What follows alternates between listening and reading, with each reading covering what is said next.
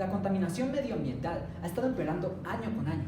Esto, una de sus causas es ya que nuestras fuentes de energía provienen en su mayoría de combustibles fósiles, como el carbón, el petróleo y el gas natural. Este tipo de combustibles liberan muchísimos compuestos dañinos, como los gases de efecto invernadero. Es por eso que hemos estado buscando fuentes de energía alternativas y más limpias, como de energía eólica o de energía solar. Sin embargo, actualmente nos hemos topado con un nuevo tipo de energía que podría ser aún mejor. Esta es la denominada energía biofotovoltaica, y esto es ya que proviene de las plantas y más específico de la fotosíntesis. Pero entonces, para comprender este tipo de energía, debemos comprender primero qué es la fotosíntesis. La fotosíntesis es el proceso mediante el cual las plantas sintetizan su propia energía a través de la luz solar. Este proceso comienza cuando las hojas de la planta tienen contacto con el sol. En este proceso, la planta genera azúcares, los cuales utiliza como energía para realizar todas las funciones que necesita para sobrevivir, ya sea crecer, hacer frutas o crecer sus raíces por debajo de la tierra. La fotosíntesis justamente se divide en dos partes. La primera siendo la fase luminosa. La fase luminosa, justamente llamada así porque utiliza la luz del sol, empieza al captar esta misma luz solar. Esto lo hace mediante las hojas. Las hojas contienen en su interior pequeñas partes llamados cloroplastos. Estos cloroplastos también contienen adentro los pigmentos, que es lo que hace que la planta se vea justamente verde. Estos cloroplastos y estos pigmentos captan la luz solar y a través de un par de reacciones químicas realizan el cambio de luz solar a partículas que tienen energía. Esta energía la utilizan posteriormente en la segunda fase de la fotosíntesis, la fase oscura. La fase oscura de la fotosíntesis, justamente llamada así porque no requiere de luz solar, empieza de igual forma a través de las hojas. Estas hojas captan el dióxido de carbono a través de unos pequeños orificios llamados estomas. Este dióxido de carbono entra a la planta y utiliza la energía que antes se había generado a través de la fase luminosa para generar azúcares, glucosa por ejemplo. Estas azúcares son lo que lo usa la planta para poder satisfacer todas las funciones que necesita hacer. Como mencionamos anteriormente, algunos ejemplos son crecer, hacer frutas, semillas y crecer sus propias raíces. Dentro de estas funciones que realiza la planta para sobrevivir, encontramos la función más importante a la hora de extraer energía de la planta, la rizodeposición. La rizodeposición es una función que realiza la planta para poder mejorar su entorno, en este caso el suelo en donde vive. Esto ya que el suelo en muchas ocasiones contiene sales y minerales que a la planta no la nutren, sino que hasta son obstáculos a la hora de poder crecer. Es por eso que la planta, después de la fotosíntesis, libera los compuestos de carbono y los azúcares generados por este proceso al suelo a través de sus raíces. Estos compuestos de carbono son luego descompuestos por microorganismos que viven en las propias raíces de la planta. Estos se alimentan de estos compuestos y liberan otro tipo de compuestos al suelo, que disminuyen la presencia de sales y de minerales que son dañinos para la planta. Y en este mismo proceso, también al descomponer estos azúcares, los microorganismos liberan al suelo algo clave: energía eléctrica. Todo este proceso de la fotosíntesis se puede escribir de manera condensada en una ecuación química. Esta ecuación es la siguiente: dióxido de carbono más 6 moléculas de agua más luz solar es igual a glucosa más 6 moléculas de oxígeno. En esta ecuación se sintetiza un gran proceso que ocurre dentro de la planta en unas pocas letras. Sin embargo, aun cuando se ve así de simple, la fotosíntesis es, sin lugar a dudas, la reacción más importante que hay dentro de la vida en la Tierra, y sin ella, nada de esta vida podría estar presente realmente.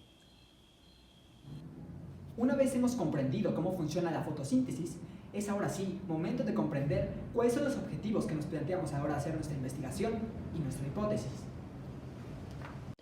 Los objetivos que nos planteamos en este proyecto están construidos a partir del séptimo Objetivo de Desarrollo Sustentable planteado por la ONU, que es el de encontrar fuentes de energía asequibles y sustentables. Es por eso que nuestro objetivo principal es el de encontrar medios de generación de energía alternativos que sean renovables y respetuosos con el medio ambiente. Además, planteamos objetivos secundarios que van muchísimo hacia este objetivo también, como brindar electricidad a sectores que carecen de ella o divulgar opciones alternativas de generación de energía. A partir de estos tres objetivos, construimos una hipótesis que pasaría a ser la pregunta que intentaríamos contestar a través de este proyecto. La hipótesis a través de la cual llevaríamos este proyecto es la siguiente. Si determinamos las plantas con mayor potencial energético y lo factible que es esta fuente, podremos desarrollarla y aplicarla en la generación de energía del futuro. Para contestar esta hipótesis, realizamos una metodología que explicaremos a continuación. Para determinar si nuestra hipótesis es cierta o falsa, utilizamos una metodología basada en dos pasos. El primero de ellos es una encuesta. Esta encuesta la utilizamos para identificar si es factible la aplicación de este tipo de energía en la actualidad. La mayoría de las encuestas que utilizamos vienen de una investigación hecha por una universidad en el Ecuador. Sin embargo, nosotros también realizamos nuestras propias encuestas aquí en la UVM para determinar si es factible la aplicación de esta energía aquí, en nuestra comunidad. La segunda parte de nuestra metodología se basa en el uso de los datos extraídos por un prototipo realizado por la Universidad Tecnológica de Querétaro, justamente para la extracción de este tipo de energía. Utilizamos estos datos para determinar cuál de las plantas domésticas era la mejor para la extracción de energía. Además, utilizamos este prototipo para analizarlo y entender mejor cómo funciona esta tecnología de extracción. Sin más que decir, hay que analizar los datos obtenidos en la encuesta. La primera pregunta que se hizo en la encuesta de la universidad en Ecuador fue la de si la gente tiene plantas en su casa. En esta podemos ver que el 78% de las personas que se encuestaron tienen plantas en su casa, mientras que el 22% no lo hacen.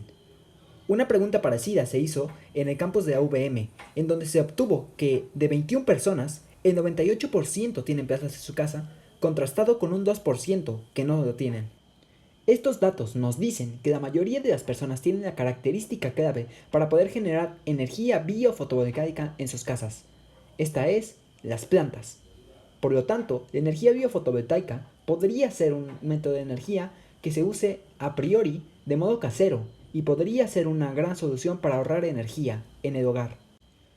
La segunda pregunta que se hizo en el Ecuador fue que si las personas cuentan con infraestructura eléctrica en su casa. El 88% de estas personas contestó que sí, el 2% que no, y el 10% que solamente tenía poca infraestructura. Aquí podemos determinar que la mayoría de las personas tienen esta infraestructura eléctrica, pero hay que buscar soluciones para poder atender a ese 12% restante que tiene poca o nula infraestructura eléctrica en sus casas. Una vez analizados los datos obtenidos por la encuesta, es hora de analizar los datos obtenidos a partir del prototipo realizado por la Universidad Tecnológica de Querétaro.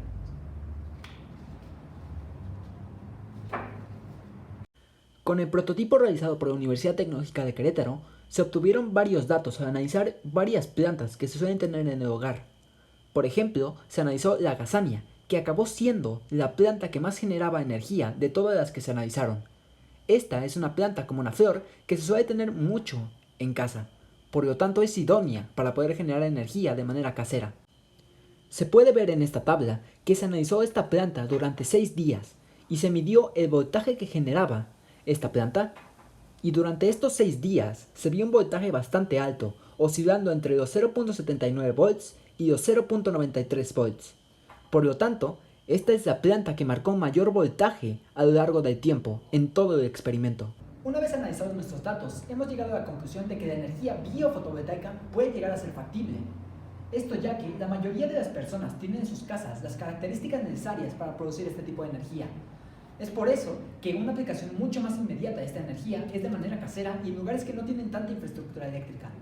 Además, esta tecnología ya es capaz de cargar una vez al día un dispositivo móvil, por lo que es pertinente seguir la investigación en este tipo de tecnologías, ya que si lo hacemos, en el futuro pueden llegar a ser una de las fuentes más importantes de energía en todo el mundo.